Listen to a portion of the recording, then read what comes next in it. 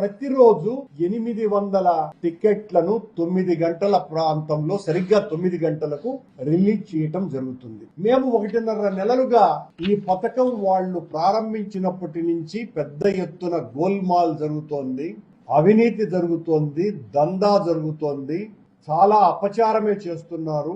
ఇప్పటి వరకు 9/1/2026 నుంచి ఆన్లైన్ సిస్టమ్ ద్వారా 800 రూపాయల టికెట్లు ఇవ్వటం ప్రారంభించి నుంచి 800 టికెట్లు పూర్తిగా ఒక్క నిమిషంలో పూర్తిగా అమ్ముడుపోయినట్టుగా టీటీడీ వెబ్సైట్ లో చూపిస్తూ, మిగతావన్నీ కూడా దళారులు, దోపిడీ దొంగలు, టీటీడీ పెద్దల ఆశిష్యులతో 800 టికెట్లని 5,000 రూపాయల అధికంగా ఇప్పటి వరకు 48 కోట్ల రూపాయలు దండుకున్నారు బిఆర్ నాయుడు గారి నేతృత్వంలో ఉన్న యాజమాన్యం.